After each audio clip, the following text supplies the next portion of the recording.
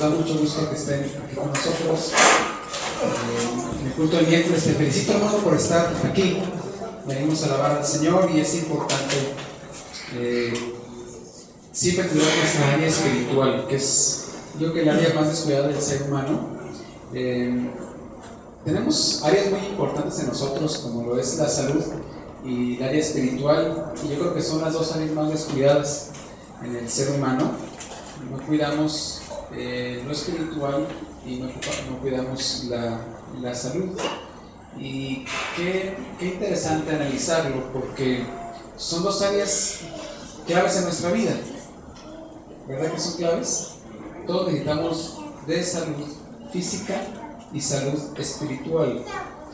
Y qué bueno, hermano, que el hecho de que estés aquí significa tu interés por cuidar tu salud espiritual, que de ahí manda tu vida, de ahí nace la pasión de tu corazón.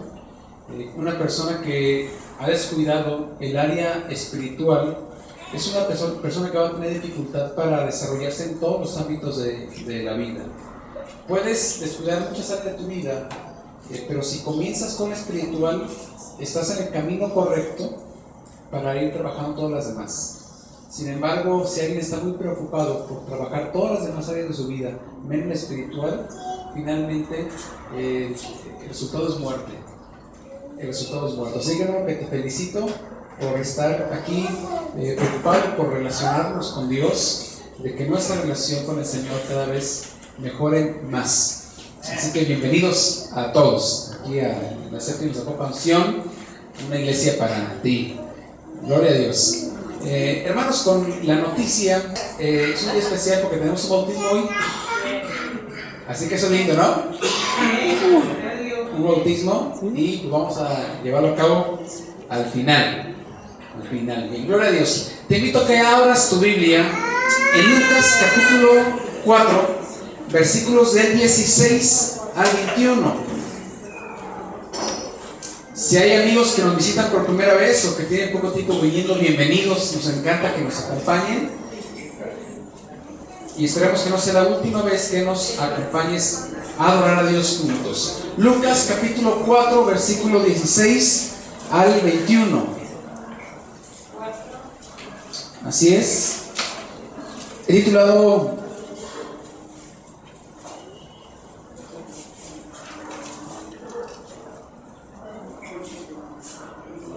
esta reflexión: la necesidad de mantenerse libre. La necesidad de mantenerse libre.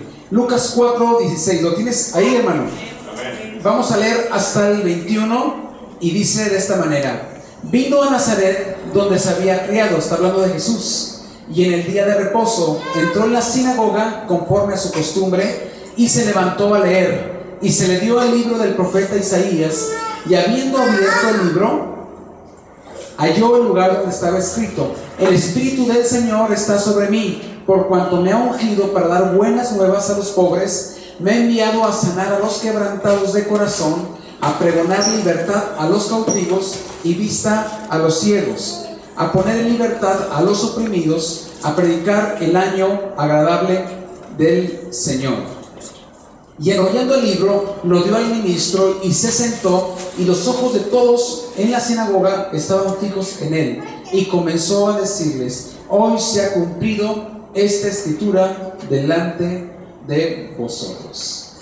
Curiosamente, en la Biblia encontramos muchas referencias de que Jesús enseñaba sentado. Hay varias partes de la Biblia donde Jesús aparece enseñando sentado. No parece muy popular para nuestro tiempo. Imagínense que el predicador, en vez de estar de pie, también estuviera enseñando sentado, enseñando. Se vería diferente, pero en aquel tiempo era muy común. Jesús lee esta parte de la escritura, las personas tienen los ojos puestos en él y él contesta y les dice: hoy se ha cumplido esta escritura en ustedes. El día de hoy, en este lugar, se ha cumplido esta escritura porque él estaba hablando de él. Se ha cumplido delante de ustedes. Y es muy importante, hermano, que tú y yo vivamos el cumplimiento de esta promesa. En una ocasión dijimos que el ministerio de Jesús consistía principalmente en 4 cosas: enseñar, predicar, sanar y liberar. Enseñar, predicar, sanar y liberar. A veces nos enfocamos mucho en la enseñanza, en la predicación, y descuidamos la parte de la sanidad y de la liberación. Cuando una iglesia se enfoca en predicar y enseñar la palabra, estoy hablando de clases, estoy hablando de consejería, de acompañamiento, pero está descuidando la parte de la sanidad y la parte de la liberación. Prácticamente está usando solamente el 50% de lo que el Señor tiene para su iglesia.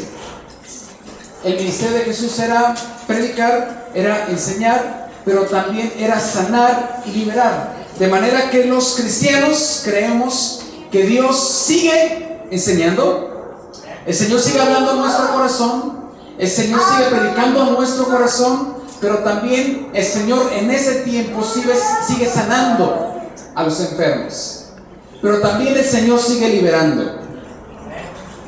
La liberación es parte de la obra terminada del Señor. Hay muchas personas en el mundo, la mayoría de las personas del mundo tienen problemas espirituales. Y estoy hablando de conflictos a nivel espiritual. Nosotros somos espíritu, tenemos un ser interior. El apóstol Pablo habló de un espíritu, de un alma y de un cuerpo, es decir, hablaba de todo un ser. Los judíos creían que teníamos espíritu y teníamos un cuerpo. Nosotros somos seres espirituales porque Dios nos ha creado con su aliento de vida. Este cuerpo se va a hacer polvo en algún momento, pero nuestro espíritu va a seguir. Nuestro espíritu va a seguir, somos seres espirituales. Y como somos seres espirituales, tenemos comunicación con el mundo espiritual. Esto es muy importante mencionarlo, porque cuando hablamos de la necesidad de liberación, hay muchas personas que no creen en esto. Cuando hablamos de espíritus, cuando hablamos de demonios, hay personas que dicen, pero yo no tengo necesidad de saber eso porque yo no creo que realmente puedan existir los espíritus, puedan existir los demonios y exista todo un mundo espiritual. ¿Por qué? Porque las personas vemos el mundo como lo hemos aprendido y como lo interpretamos. Cada uno de nosotros tenemos una cosmovisión. Esta palabra en lo personal me gusta mucho. La cosmovisión tiene que ver con la forma como tú interpretas la realidad a partir de cómo has aprendido. En reflexiones anteriores decíamos que todo lo que nosotros reflexionamos, lo que nosotros pensamos, nuestros gustos, nuestros intereses tienen que ver con nuestra cosmovisión y es aprendida. Alguien dice, a mí me gusta el color rojo, o a mí me gusta el tipo de pantalones de tal forma. Yo recuerdo cuando estaba en la preparatoria, comenzaron a salir los pantalones acampanados, y cuando comenzaron a salir, qué feos se veían. Se veían feos, y yo dije, nunca me voy a poner un pantalón de esos. Y adivina que después de 6 meses traía pantalones acampanados, y como que ya no se veían tan feos, porque al principio los veía y se veían muy mal. Yo veía un hombre vestido con pantalones acampanados y se veía muy mal, y creo que ahorita se vería mal también, ¿no? Pero en aquel tiempo comenzó a usarse mucho entre la multitud, entre otras personas, y comenzó a llamar la atención. Digo, tal vez alguno ha visto alguna foto de su padre cuando era joven y se ha reído y dice, mira cómo se vestía mi papá. ¿Cómo es posible que mi mamá se haya fijado en él trayéndose peinado así como de negro africanos que se pone así grandote? Pero en aquel tiempo no se veía mal, porque la cosmovisión de la persona estaba afectada. Es decir, la forma que nosotros aprendemos nos lleva a interpretar nuestro mundo. Las cosas que nosotros vemos en sí no son ni positivas ni negativas. Nosotros le damos una interpretación, le damos una connotación. Los cristianos también tienen una interpretación del mundo. Todas las personas tienen una interpretación del mundo. Hay una frase que dice, todo depende con el ente con el que lo mires. Y eso tiene que ver con tu cosmovisión. Si alguien se ha puesto en alguna ocasión lentes amarillos, se da cuenta que se ve más claro. Inclusive hay quien usa lentes amarillos para manejar. Si alguien trae lentes oscuros, se ve oscuro. Si alguien trae rojo, también la forma de la vista cambia, es distinto. Así también cada uno de nosotros tenemos un lente con el que interpretamos las cosas. De manera que todo el mundo tenemos en nosotros suposiciones, y que ya las traemos en nosotros porque las aprendimos culturalmente. Las hayamos reflexionado o no las hayamos reflexionado, sean conscientes e inconscientes, cada uno de nosotros tenemos creencias y manejamos suposiciones todo el tiempo. Y eso va a mediar nuestra forma de comportarnos, la forma de tratar a las demás personas, estemos conscientes de ello o no lo estemos. Y hay una cosmovisión que tiene una gran influencia en nuestra cultura, sobre todo la cultura occidental. Nosotros estamos en la cultura occidental. América Latina tiene la cultura occidental, y esto se llama la cosmovisión materialista, o también otros lo conocen como la cosmovisión naturalista. Esta cosmovisión vino a producirse tiempo después de la Ilustración, y la cosmovisión materialista afirma que la realidad es material o física. Por ejemplo, en muchas zonas de África, en una gran parte de África, tienen una cosmovisión animista. Ellos interpretan el mundo a través de espíritus. Las personas viven con miedo todo el tiempo de que los espíritus acaben con ellos. Hacen una serie de rituales. La cultura maya era una cultura animista, por eso tenían una cantidad de dioses tan impresionante, ¿no? Adoraban todos. Ellos decían que los dioses se manifestaban en los animales, por eso adoraban al puma, ¿qué parece la gatilla? ¿Cómo se llama?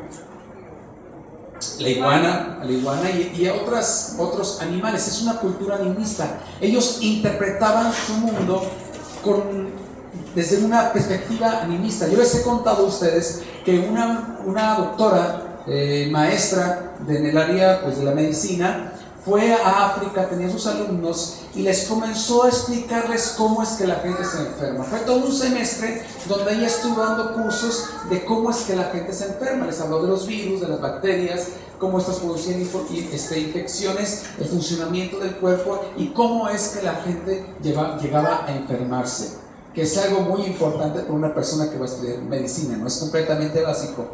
Y ella llegó a una conclusión a la clase, ella quería saber la conclusión. Y llega un momento que le pregunta a los alumnos y les dice: ¿qué les pareció el curso? Ya pues se llegó un momento de libertad de expresión donde ella dijo, las personas blancas hablan de cómo las personas se enferman, pero ahora nosotros, maestra, queremos que usted nos escuche a nosotros cómo es que las personas se enferman en realidad. Dijeron los muchachos, estudiantes universitarios, la realidad es que por las noches salen brujas a hacer trabajos y muerden a las personas y hacen que las personas se enfermen. Después de todo un curso científico de explicación de cómo es que las personas se enferman, los alumnos decían: está bien, eso es lo que creen los blancos, pero nosotros sabemos que las personas se enferman porque los espíritus, los demonios los enferman. Las brujas salen y hacen trabajos y por eso la gente se enferma. Entonces, ¿qué se necesita para que una persona sane? Pues se necesita ir con el chamán. Qué difícil fue para la maestra enfrentarse a una cosmovisión animista. Ahora, nosotros tenemos una cosmovisión materialista o naturalista, una cosmovisión que dice que la realidad se interpreta con el mundo físico. Lo que es palpable es lo que existe y lo que no es palpable simplemente no existe. Tiene que ver con el método científico. Su hija es el método científico. Si yo lo puedo ver, lo puedo palpar, lo puedo medir, entonces existe. Pero si está fuera de la oportunidad de ser medido, entonces no existe. Es el materialismo. Nosotros, hermanos, tenemos eso en nuestra cultura. De hecho, nuestros muchachos, cada uno de nosotros, si aquí pregunto, levanten la mano todos los que han estudiado en escuelas públicas.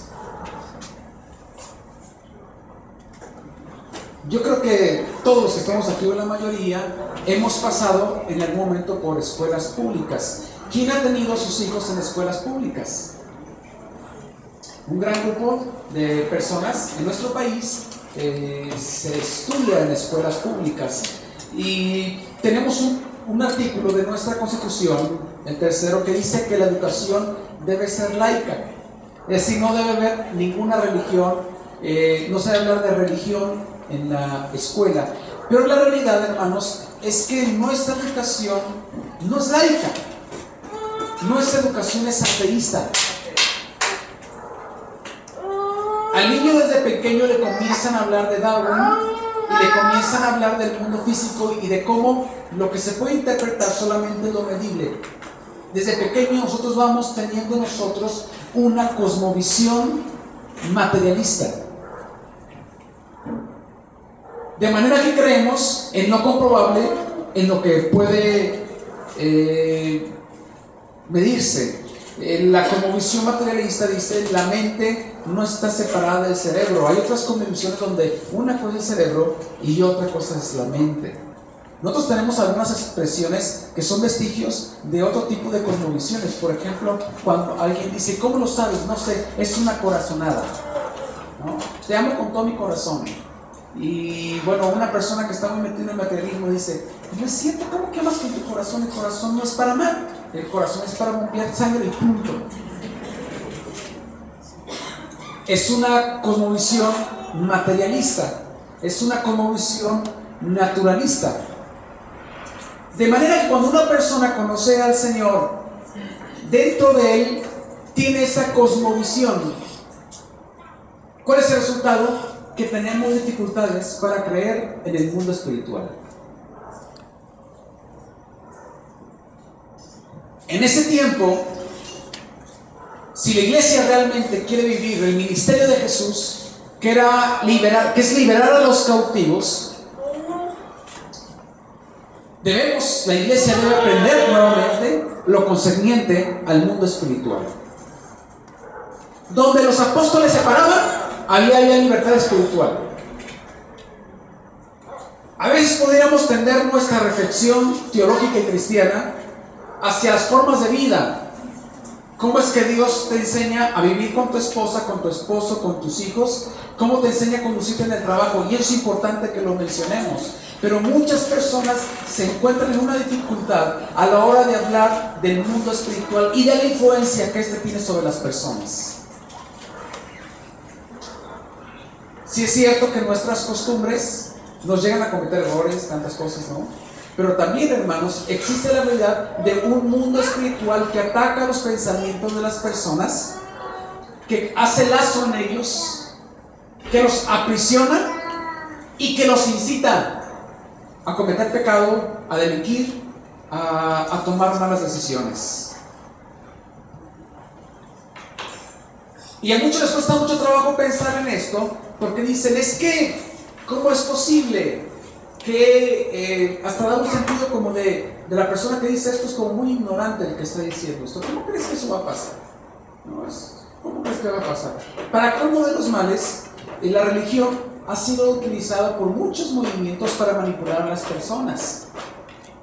Nosotros podemos ver en cada plaza de nuestro país, tú vas a encontrar la plaza, el centro, el gobierno, y luego vas a encontrar una iglesia. Entonces, por mucho tiempo el gobierno utiliza el cristianismo para manipular a las personas, una forma de control. Entonces las personas en ese tiempo que estamos viendo una crisis de autoridad en todos los sentidos, dicen: no quiero escuchar nada que tenga que ver con lo cristiano, no quiero escuchar algo que tenga que ver con lo espiritual. Mi realidad es lo que yo puedo ver, mi realidad es lo que yo puedo manipular y mi realidad es lo que yo puedo controlar. De manera que las personas niegan la existencia de un mundo espiritual que está influenciando en ellos. De ahí que en muchas iglesias se predique y se enseñe, pero no se sane y no se libere. De ahí que muchos cristianos buscan resolver sus problemas solamente leyendo, pero no orando. O solamente pidiendo, pero no haciendo guerra espiritual. Porque nuestra cosmovisión está afectada por el materialismo.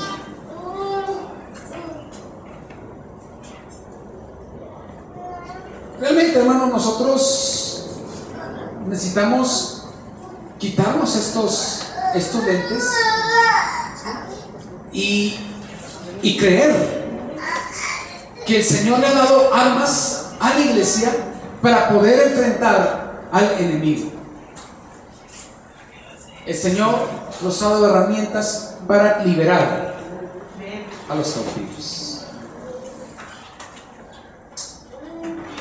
¿Cuántos creen en esto? Gloria a Dios. Muchos cristianos podríamos decir de memoria varios textos, ¿no?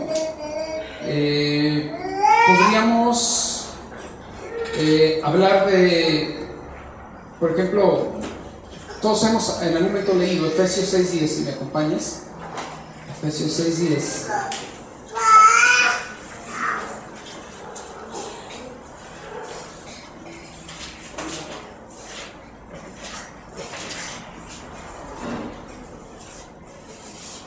Vamos a leer del 10 al 20.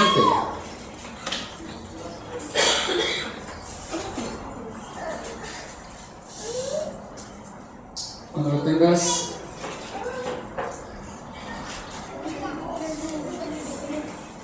me dices. Por lo demás, hermanos míos, fortaleceos en el Señor y en el poder de su fuerza, vestidos de toda la armadura de Dios, para que podáis estar firmes contra las acechanzas del diablo. Porque no tenemos lucha contra sangre y carne, sino contra principados, contra potestades, contra los gobernantes de las tinieblas de este siglo, contra huestes espirituales de maldad en las regiones celestes. La mayoría que estamos aquí probablemente hemos leído esta parte y cómo el Señor habla de todo un mundo espiritual bien organizado que ataca a las personas. Dice, nuestra lucha es contra principados, contra potestades, contra los gobernantes de las tinieblas de este mundo, contra huestes espirituales de maldad en las regiones celestes. ¿Qué estamos diciendo? Que hay muchas personas que están muy desgastadas luchando con los compañeros de trabajo, luchando con sus propias pasiones, y eso está bien, luchar por mantenerte en santidad, no de luchar con tus compañeros de trabajo. Está bien que te esfuerces, es más, tienes que hacerlo por vivir esa vida, por controlar. Pero pocas de las veces el cristiano está interesado objetivamente en llevar a cabo una lucha espiritual real en su vida y consciente. Porque todos los hermanos tenemos luchas espirituales todo el tiempo, pero muchas de ellas son inconscientes. O sea, no estamos conscientes de que estamos luchando. Y hermano, todos los días existe una realidad espiritual y todos los días estamos en guerra espiritual.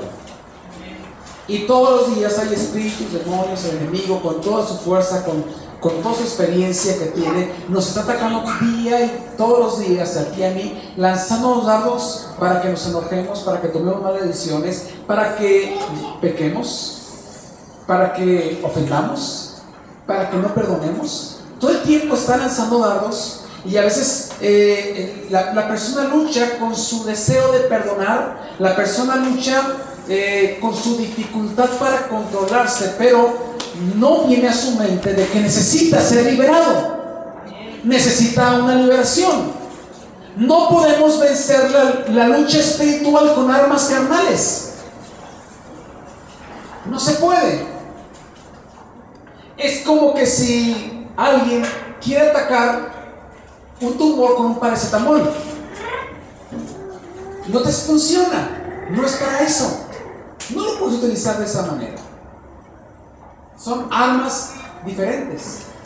No puedes sacar un cuerno de chivo y matar a los espíritus. No funciona.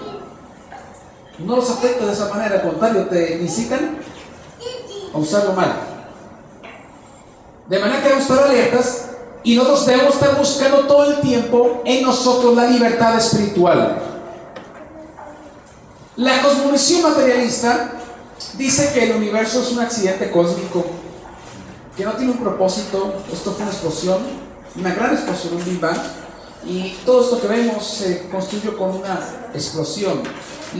La cosmovisión materialista dice que también la vida es un accidente biológico, que hay una generación espontánea, de la nada surgió algo. La cosmovisión materialista dice que la vida de la persona termina cuando muere y no hay nada más allá de eso. Y la cosmovisión materialista dice que este mundo es antropocéntrico, es decir, el ser humano está en el centro del mundo, cuando cada uno de nosotros vamos a enseñar una cosmovisión teocéntrica. Dios es el centro de todo lo creado. Amén. Un materialista dice, no, la mente humana es el centro de todo lo creado. Como esto es una gran explosión, es un accidente cósmico, el ser humano es el que le tocó evolucionar, es el que evolucionó, es el ser racional que va a controlar todo esto que está acá. Dice la teoría del Big Bang que la materia se comprimió muy pequeña, explotó y formó todo esto. Y yo digo, a ver si alguien agarra unas hojas de estudio, las ponga en el ventilador y que se haga como confeti, y que después de 1000 años se haga un diccionario. No. Digo, yo no he sabido que alguien agarre una bomba, la avienta en algún lugar y aparezca la Torre de Pisa, o la Torre Eiffel, o el Ángel. No, porque el desorden nunca produce orden. Por más que el muchacho desee que su cuarto esté limpio y no lo limpie, nunca se va a arreglar. No va a pasar que un día, oh, mira, no sé qué sucedió, el cuarto se arregló, ¡pum! No es así. El desorden nunca produce orden. El desorden produce desorden. Digo, no produce nada, no hay organización. Y qué difícil. Y aquí vamos a creer que hay un Dios todopoderoso que creó todas las cosas. Y el materialista, oye, bueno, ¿y de dónde sale la materia que se comprimió? Porque dice, ¿dónde sale el mundo? Bueno, de la materia que se comprimió. ¿Y la materia que se comprimió? ¿Quién? Pues no te vas a saber responder. De hecho, sigue siendo algo que no es comprobable.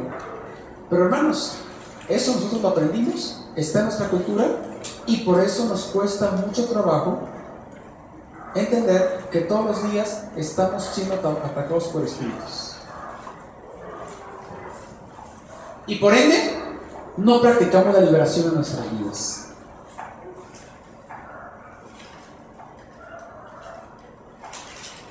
Es tu cosmovisión materialista la que te impide creer que el mundo espiritual puede llevar lazo y mantenerte cautivo. Y como en la cosmovisión materialista el centro de todas las cosas es el hombre, las personas dicen, yo necesito cambiar, pero yo con mis fuerzas voy a cambiar. Se meten en cursos de superación, van con el psicólogo a terapia. Está bien ir al psicólogo a terapia. Yo soy psicólogo, no quería que pienso que no está bien eso. Pero hay cosas, hermanos, que la psicología no resuelve.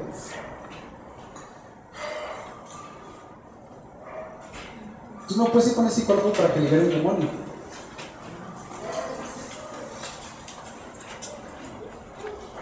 No vas con un psicólogo y si tu problema es un problema espiritual, el psicólogo te va a decir, sal, espíritu, en nombre de Freud. No va a suceder eso. Eso no va a suceder. La iglesia debe predicar y enseñar que hay un mundo espiritual que todos los días quiere atarnos, manipularnos, pero que en Cristo está la victoria para ser liberados. Ahora, aquí surge una pregunta.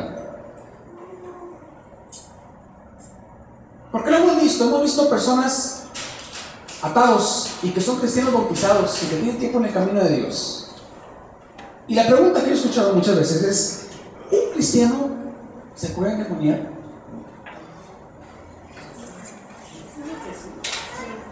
Muchas de las respuestas a las preguntas no se pueden hacer porque las preguntas están mal planteadas. Es lo que hacen las personas en la televisión, los entrevistadores, los reporteros todo el tiempo. Un reportero es muy hábil para hacer una mala pregunta que nunca va a tener una buena respuesta. Los fariseos quisieron hacer eso con Jesús todo el tiempo y Jesús les volteaba la tortilla. A ver, Jesús, esta moneda que está aquí, ¿a quién se la damos? ¿Al templo o al César? Muéstrame la moneda que tiene. No, pues tiene inscripción al César. ¿Qué dice Jesús? Dar al César lo que es César y a Dios lo que es de Dios. ¿Por qué? Porque si él decía, no, esta moneda es del César, no puedes, iba a tener problemas con los judíos. Y si decía otra cosa iba a tener problemas con los griegos. Ellos iban a amarrar con cualquier respuesta. Así las personas hacen malas preguntas. Y las malas preguntas nunca van a tener una buena respuesta. ¿Por qué, hermanos? Porque no es lo mismo estar poseído que estar influenciado.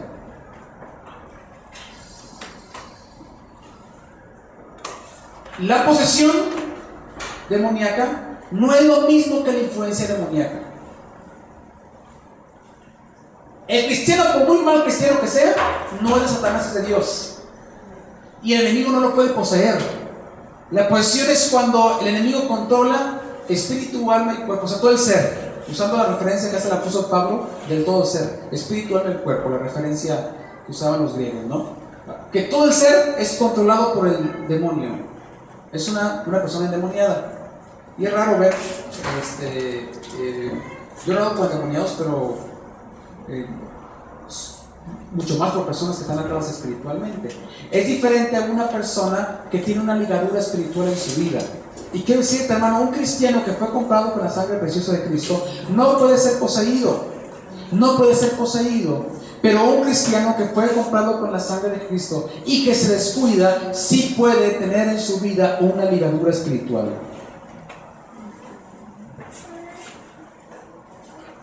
Decía, la mayoría de nosotros podemos decir estos textos de memoria, pero realmente no lo reflexionamos. Santiago 4, 7 y 8 dice: someteos pues a Dios, resistid al diablo y huirá de vosotros.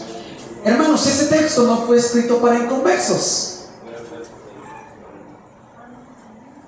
Ese texto no fue escrito para inconversos.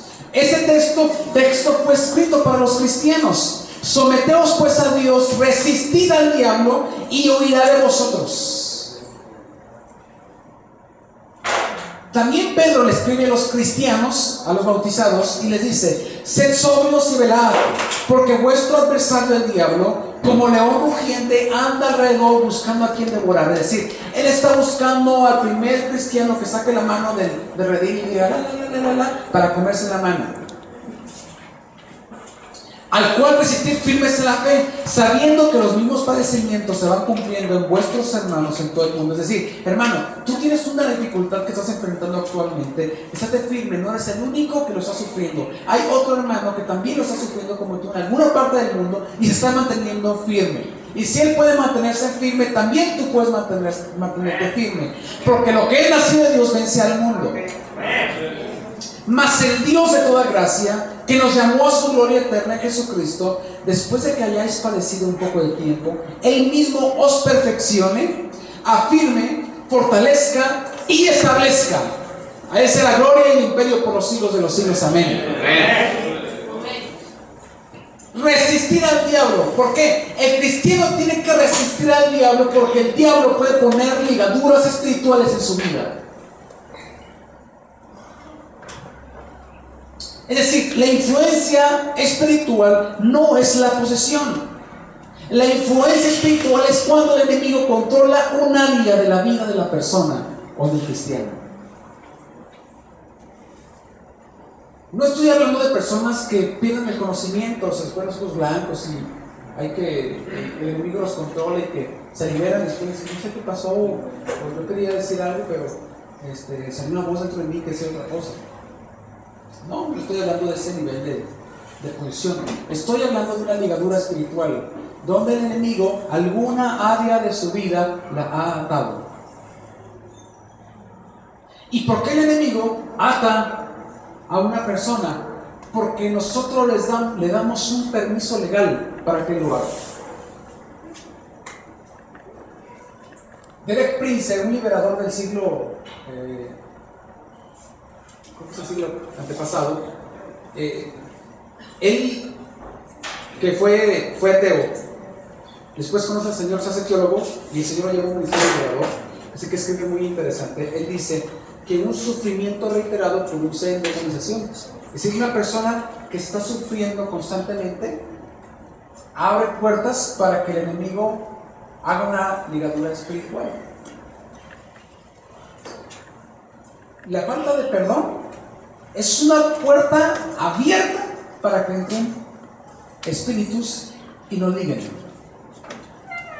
Entonces la persona sufre depresión, le va mal, se enferma cada rato, le va mal el trabajo, por más que se esfuerce, la economía no le sale bien. ¿Qué pasa? Tiene ligaduras espirituales. Necesita ser liberado.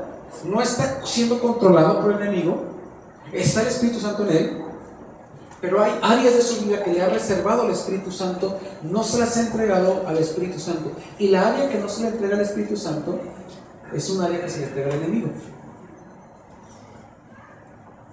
Todas las áreas no entregadas al Espíritu Santo son áreas que el enemigo puede utilizar para traer ligaduras a nosotros. Gracias.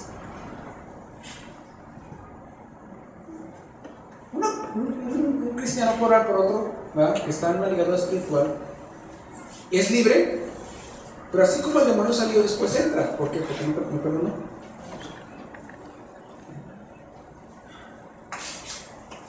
No perdonó. De ahí que hay un recurso que la iglesia cristiana no debe olvidar hoy en día, que es el recurso de la autoliberación. Y cuando hablo de la autoliberación, no significa que tú tengas el poder para liberarte propio, un poder propio, sino es el poder del Espíritu Santo. ¿Y cómo es esto? Es a través de un proceso de revisión de áreas de la vida del Señor. Tiene que ver con la confesión de pecados. Es decir, alguien siente, porque ¿cómo sabes si hay una ligadura espiritual en ti? Pues no experimentas una paz completa, no experimentas libertad, se siente que hay algo que no está bien ahí, ¿verdad? Eso no significa que te vas a ir al infierno, ¿ah? Pero significa que estás impidiendo que el Señor use tu vida y estás permitiendo que el enemigo cada vez te jale más, para entonces sí puedas tener tu salvación, tu oportunidad de salvar. O sea, las ligaduras espirituales cada vez son más fuertes. Él va atrapando a las personas de manera que las personas ya no tienen forma de seguir al Señor. Entonces, simplemente seguir al Señor, orar, le es indiferente. Ya no está el gozo para alabar al Señor, levantar las manos. Ya no está el gozo para orar en la casa, para leer la Biblia, para asistir a la iglesia, para predicar el Evangelio. El enemigo, por medio de ligaduras espirituales, va consumiendo la pasión del creyente. Consume, se la come como las termitas, se la va acabando, y es como la osteoporosis. La persona no se da cuenta hasta que se quiebra un hueso. Hasta que tiene una fractura de un hueso, entonces se da cuenta, porque está la osteoporosis y se fue acabando por dentro. Así es el cristiano, se está acabando por dentro, se puede mantener, pero cuando viene el tiempo de la crisis y la dificultad, entonces su vida espiritual se fragmenta. ¿Qué necesitamos? Vivir una liberación espiritual. Tú puedes tener años de cristiano, hermano, pero tener liberadores espirituales en tu vida. No me confundas, eso no significa que te vas a poner así, ¿no? Tipo de cosas, ¿no? Simplemente no te va a ir bien en alguna área de tu vida, te vas a estar enfermando, no vas a poder perdonar, vas a tener rencor en tu corazón, no vas a vivir en paz, no vas a poder ejercer el ministerio que Dios te ha dado. El Señor no te puso completamente porque tienes áreas ocultas en tu corazón que tienen que ser confesadas a Dios. De hecho, cuando hay una ligadura fuerte, la Biblia recomienda que confieses tu pecado a otro hermano.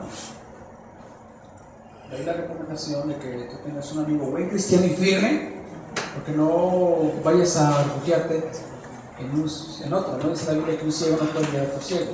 No, es bueno tener un amigo cristiano fuerte con el que yo pueda llevar las partes difíciles del corazón y decirle: yo estoy batallando con esta área, ayúdame.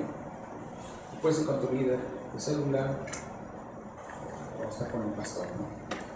De manera que tú confieses lo que no has entregado, esa área que no has entregado al Señor, y después de eso tú comienzas a declarar: en ese momento renuncio al rencor, decido perdonar en el nombre de Jesucristo, aunque no sientas perdonar.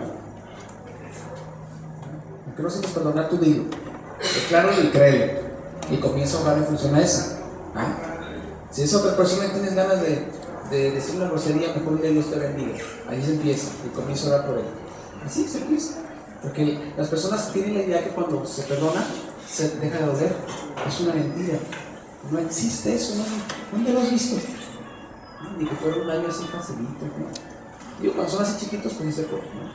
Y si hay personas que después de un rencor viven una liberación y experimentan mucho amor por otra persona, pero normalmente una persona perdona, pero el dolor sigue estando ahí. ¿Qué comienza a hacer? Pues hay que orar por la otra persona, por la persona que no quiero, orar por ella. Que te cae mal, orar por él. Señor, te pido por la persona que me cae gorda. Señor, bendice la ayuda de Dios. Para que tu corazón vaya por el proceso, pero se comienza diciendo: yo renuncio al rencor por tal persona. Yo renuncio al dolor por el abuso que recibí en el trabajo, cuando yo era pequeño, por falta del maestro, porque un amigo me traicionó. Renuncio a tal tentación. Renuncio al deseo de fumar. Renuncio al deseo de alcoholizarme. Renuncio al deseo de ver pornografía. Renuncio a la lujuria. Renuncio al desánimo. Es una autoliberación. Vas a la cruz, a Jesús, y Señor, yo estoy por esto. Y comienza a confesarle al Señor y dices: he venido el día de hoy a ser liberado. ¿Y sabes por qué puedo hacerlo, hermano? Porque la liberación es el pan de los hijos. En una ocasión llega una mujer con Jesús y le dice a Jesús: ella no era una mujer judía. Jesús estaba probando a sus discípulos. Muchas de las cosas que Jesús decía, lo decía para probar a los que estaban a su lado, para ver el corazón de sus discípulos. Entonces llega esta mujer y dice: Jesús, ayúdame porque mi hija es atormentada por un demonio. Y Jesús le contesta y le dice, porque ella sabía que los judíos no pueden practicar demonios. Jesús le dice: pero mujer, vea cómo Jesús está buscando, dice algo para sacar lo que hay dentro del corazón de ella y para probar a sus discípulos. Él dice: ¿no está bien darle de comida de los hijos, el pan de los hijos, a los perrillos? Jesús lo dice no para ofender a la mujer, ¿no? Él está diciendo: a ver, ¿estás seguro de lo que quieres? ¿Estás seguro de lo que me estás preguntando? Y a ver ustedes, celosos, ¿qué piensan de eso que va a pasar ahorita? Y dijo la mujer con humildad, sabiendo lo que ella necesitaba, y le dijo: Señor, pero algunos perrillos comen lo que cae de la mesa del hombre.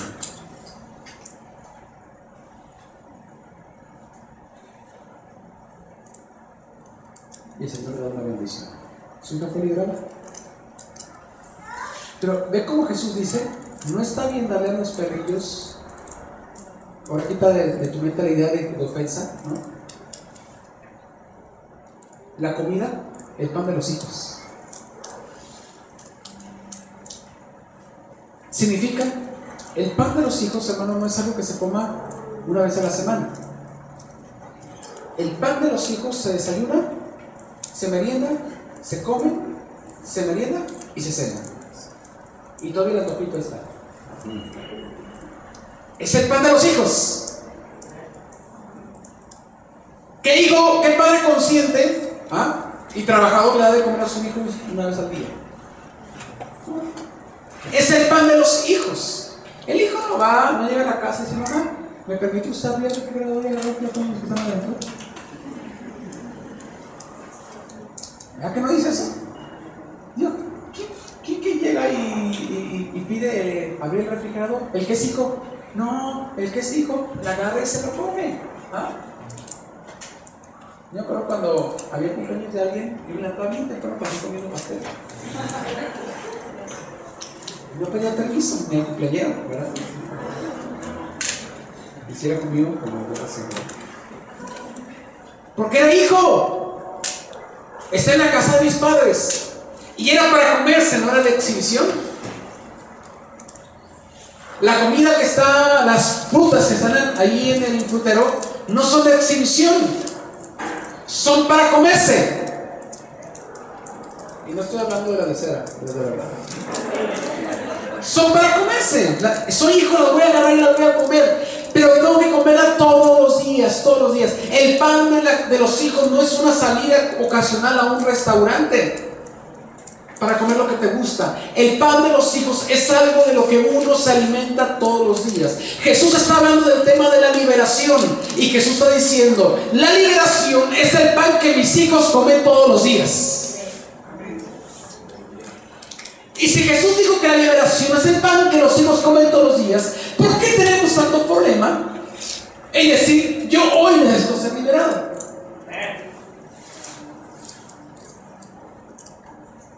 ¿Por qué tenemos ese problema? ¿Cómo yo? Si ya estoy bautizado para el Cristo. ¿Por qué tenemos ese problema? Jesús dijo que era el pan de los hijos. Todos los días comen libertad espiritual. ¿Por qué todos los días comen libertad espiritual? Porque todos los días el enemigo está saliendo buscando a quién devorar. Todos los días. No hay un día, hermano, no hay un solo día en que Satanás con todos sus demonios no esté atacándote y buscando que tú cometas pecado y te separes de Dios. No hay un solo día.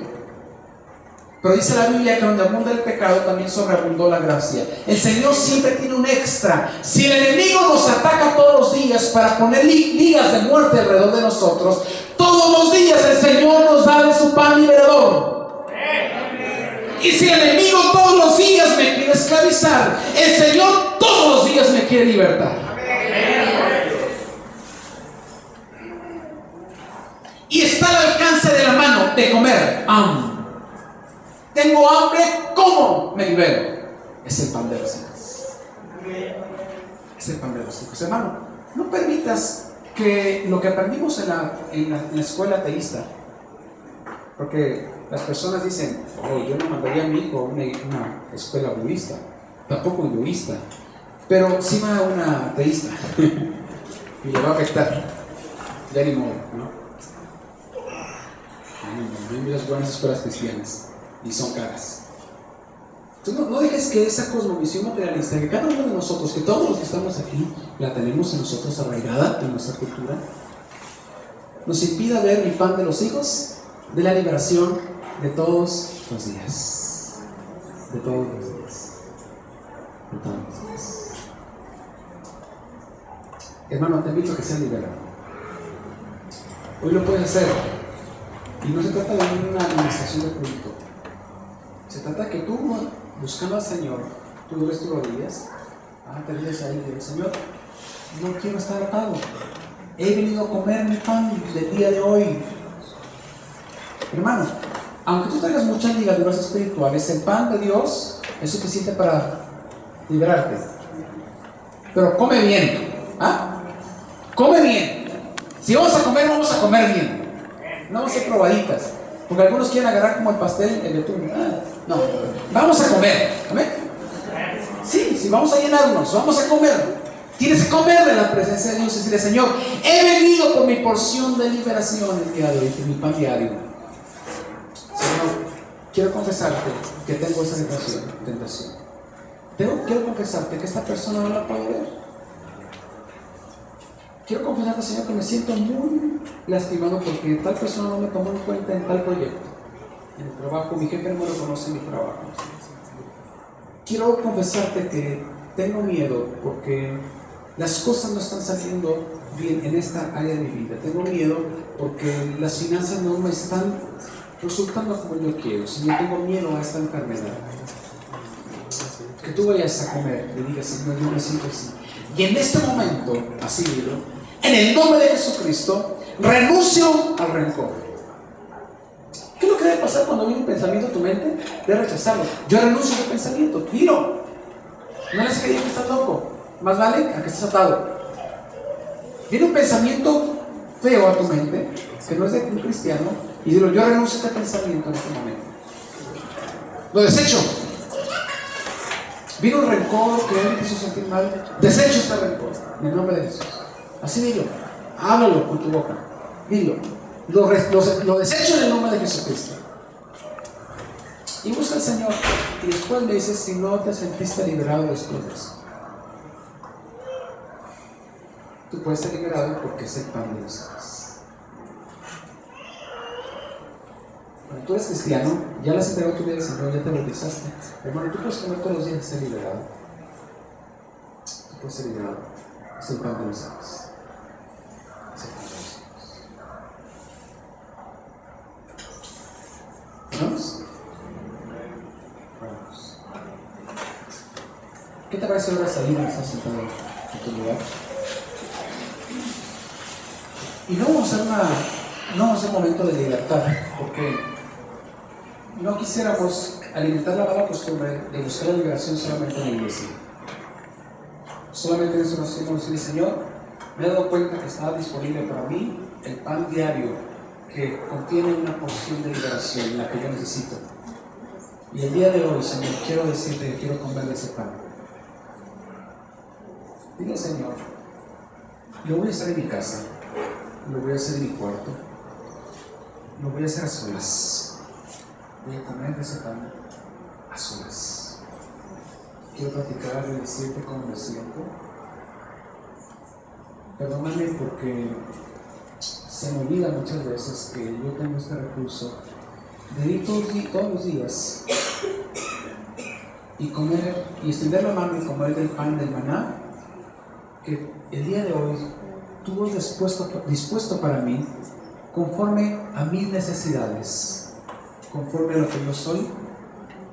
Gracias, Señor, porque tú tomaste en cuenta este pan, tomaste en cuenta mi carácter, tomaste en cuenta mi dolor, tomaste en cuenta lo que soy, tomaste en cuenta mi historia de vida, inclusive tomaste en cuenta aquellas áreas que los demás no conocen de mí, inclusive las áreas que no te he confesado aún.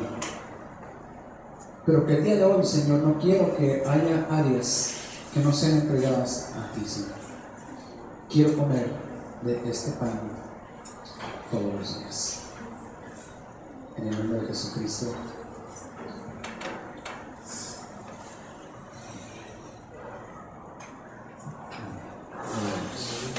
Quiero invitar a los músicos que pasen porque vamos a proceder a partir. Les pido que levanten un poquito, ¿verdad?